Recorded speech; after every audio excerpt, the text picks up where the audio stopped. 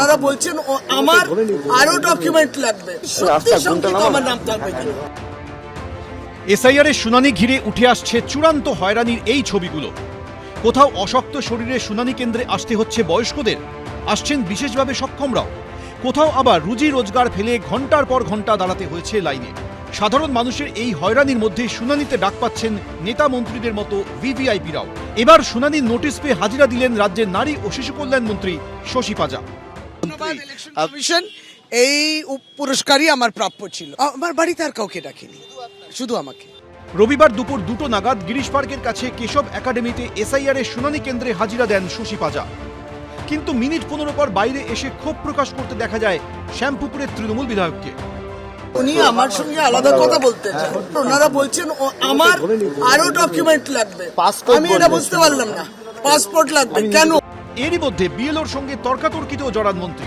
আপনি বলছেন যে আমার 2002 তথ্যটা আপনি বিএলও দিতে পারছেন না, তাহলে পাসপোর্টটা উঠবে।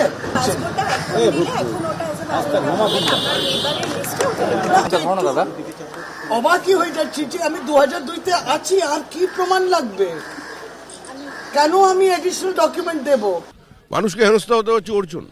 এটা তো পরিকল্পিতভাবে বিএলওদের দিয়ে এমন তথ্য আপলোড করিয়েছে যাতে এই দুর্বল চিত্রনাট্যটা উপস্থাপিত করা যায়।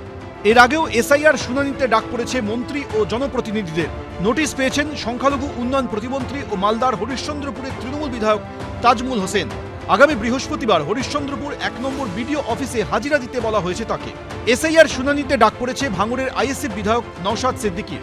মঙ্গলবার তাকে হাজিরা দিতে হবে জাঙ্গিপাড়া বিডিও অফিসে। এবার এসআইআর এর শুনানি কেন্দ্রে হাজিরা দিলেন মন্ত্রী শশী পাজা।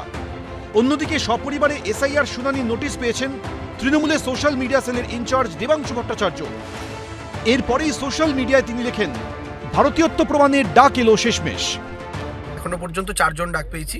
কাকু কাকিমারা এবং আমার মা বাবা, তাদের প্রত্যেকেরই 2002-এর তালিকায় নাম ছিল এবং সেই সূত্রে আমাদেরও প্রজেনি ম্যাপিং। মানে কি কারণে ডেকে পাঠালো সেটা সম্পর্কে আমি এখনো নিশ্চিত নই। তাতেও যেন অধিকাংশ তৃণমূল সমর্থকই বাদ যায়। এই কাজটা ভারতীয় জনতা পার্টি এআই এর মাধ্যমে করে সরাসরি নির্বাচন কমিশনের হাতে তথ্য তুলে দিচ্ছে এবং সেই অনুযায়ী নোটিশ এসছে। নির্বাচন কমিশনকে চিঠি দিই, ও একটা নির্বাচন কমিশনকে চিঠি দিক।